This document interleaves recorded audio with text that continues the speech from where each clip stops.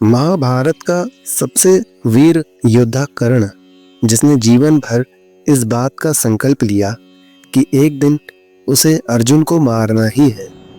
कर्ण जो जीवन भर ये सोचता रहा कि उसके अपमान का कारण सिर्फ और सिर्फ अर्जुन है। अगर अर्जुन ना होता तो कर्ण द्रोणाचार्य का प्रिय शिष्य होता। अगर अर्जुन ना होता तो कर्ण सर्वश्रेष्ठ धनुर्धर होता। महाभारत युद्ध के 16वें दिन जब कर्ण कौरवों का सेनापति बना, उस रात चुपचाप उसके शिविर में उसकी माँ कुंती उससे मिलने आई और कर्ण से बोली, पुत्र, मैं पांडवों की माता कुंती तेरे शिविर में तुझे ये बताने आई हूँ कि मैं तेरी माता हूँ। नहीं तुझे। कुंती के मुख से यह रहस्य सुनकर कर्ण को आश्चर्य नहीं हुआ, क्योंकि भगवान श्री कृष्ण कर्ण को यह सब पहले ही बता चुके थे। कुंती आगे बोली, हे पुत्र, तू तो दानवीर है, सबको कुछ न कुछ देता ही रहता है। मैं भी तुझसे कुछ मांगने आई हूँ। कर्ण ने कहा, ठीक है माता, आप भी मांग लो। मैं तो सोचता था कि मैं दानी हूँ, पूरी दुनिया मुझसे कुछ न कुछ मांगती है, पर कभी वो दिन भी आएगा जब मेरी माँ भी मुझसे मांगने के लिए ही आएगी। ऐसा मैंने नहीं सोचा था। मैंने सोचा था कि जब मेरी माँ आएगी तब मैं मांगूंगा, पर यह सौभाग्य मेरे नसीब में तो नहीं है। माँ, मांगो, क्या मांगती हो? माता कुंती ने कहा, हे पुत्र कर्ण, तुम अपने भाइयों को मत मारना। कर्ण ने कहा, मैं ये वादा नहीं कर सकता, पर एक वचन आपको दे सकता हूँ कि इस दुनिया के लिए तुम 5 पुत्रों की माता हो।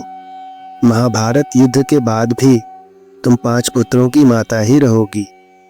अगर आपके 4 बेटे मेरे सामने आएंगे तो मैं उन्हें नहीं मारूंगा, बस पराजित करके छोड़ दूंगा। लेकिन यदि अर्जुन आया तो मैं उसका वध अवश्य करूंगा, लेकिन वध करते ही अपने शस्त्र छोड़ दूंगा और पूरी दुनिया से कहूंगा कि कुंती मेरी माँ है। हे माता, अब भी आपके 5 बेटे हैं और तब भी आपके 5 बेटे ही रहेंगे। महाभारत का 16वां दिन प्रारंभ हो गया और युद्ध ऐसे समय में आकर खड़ा हो गया जहां कर्ण और अर्जुन आमने सामने आ गए। कर्ण और अर्जुन के मध्य भीषण युद्ध प्रारंभ हो गया। युद्ध घंटों तक चलता रहा। न अर्जुन कर्ण को हरा पा रहा था और न ही कर्ण अर्जुन को हरा पा रहा था। ऐसा लग रहा था कि महाभारत के युद्ध में या तो अर्जुन बचेगा या फिर कर्ण बचेगा। युद्ध चल रहा है, कर्ण और अर्जुन लड़ रहे हैं। दोनों के रथ आमने सामने हैं और बीच में आग जल रही है। दोनों ओर कुशल धनुर्धर है। ना कोई जीत रहा है और ना कोई हार रहा है। भगवान श्री कृष्ण भी व्यथित है। मामा शल्य जो कर्ण का रथ चला रहे हैं, वो भी परेशान है। अचानक कर्ण ने अपने तरकश में तीर निकालने के लिए हाथ डाला और जैसे ही तीर निकाला, तीर के ऊपर एक सांप लिपटा हुआ आया।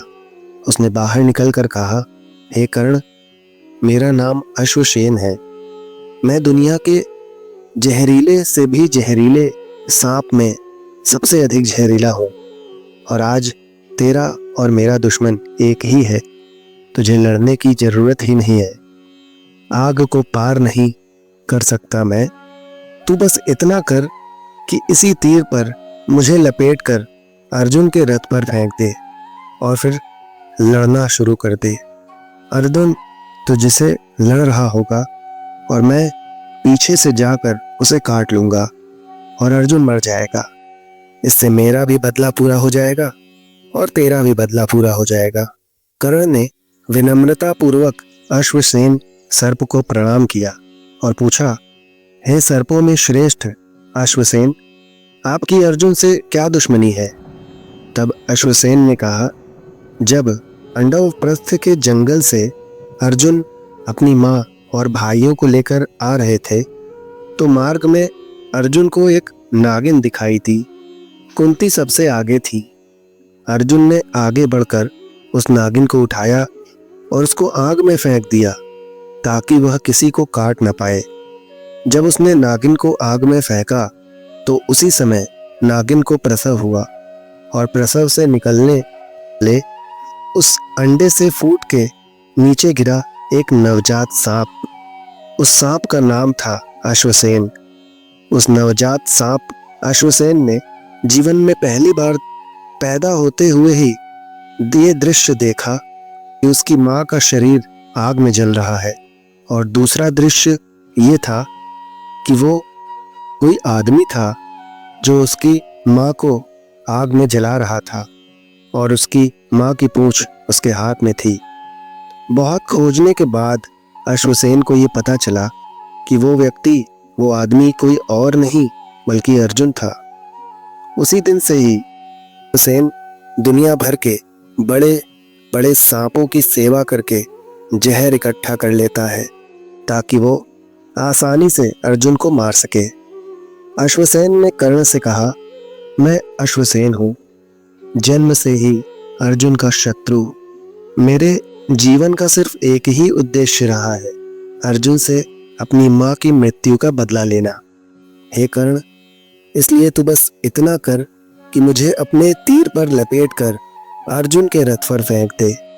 मैं उसे डस कर अपने जहरीले विष से उसे मारना चाहता हूँ।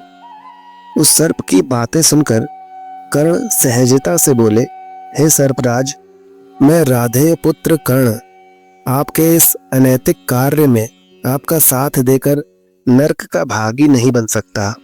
जब अर्जुन ने खांडव वन में आग लगाई होगी तो उसका उद्देश्य तुम्हारी माता को जलाना कभी नहीं रहा होगा। ऐसे में मैं अर्जुन को दोषी नहीं मानता। दूसरा, अनैतिक तरह से विजय प्राप्त करना मेरे संस्कारों में नहीं है। जब भी कभी अर्जुन और मेरे बीच युद्ध की बात हो तो लोग कहेंगे कि कर्ण तो एक कायर योद्धा था जिसने अर्जुन को हराने के लिए एक सर्प का सहारा लिया, एक छल का सहारा लिया। ऐसा नहीं, कदापि नहीं। अर्जुन को मैं अवश्य हराऊंगा, लेकिन छल का सहारा लेकर नहीं, बल्कि अपने बाहुबल से। इसलिए हे सर्पराज, आप वापस लौट जाए और अर्जुन को नुकसान न पहुंचाए। यह सुनकर अश्वसेन सर्प वहां से उड़कर खांडव वन लौट गया। तो मित्रों, ये था कर्ण और अश्वसेन सर्प के बीच संवाद। मैं उम्मीद करता हूँ आपको ये वीडियो पसंद आई होगी। अगर आपको ये वीडियो अच्छी लगे तो इसको लाइक करें और अधिक से अधिक अपने मित्रों और रिश्तेदारों में इसे शेयर करें। और यदि इस चैनल पर आप नए हो तो इसको सब्सक्राइब कर लें और बेल आइकन प्रेस कर लें। धन्यवाद। राधे राधे मित्रों।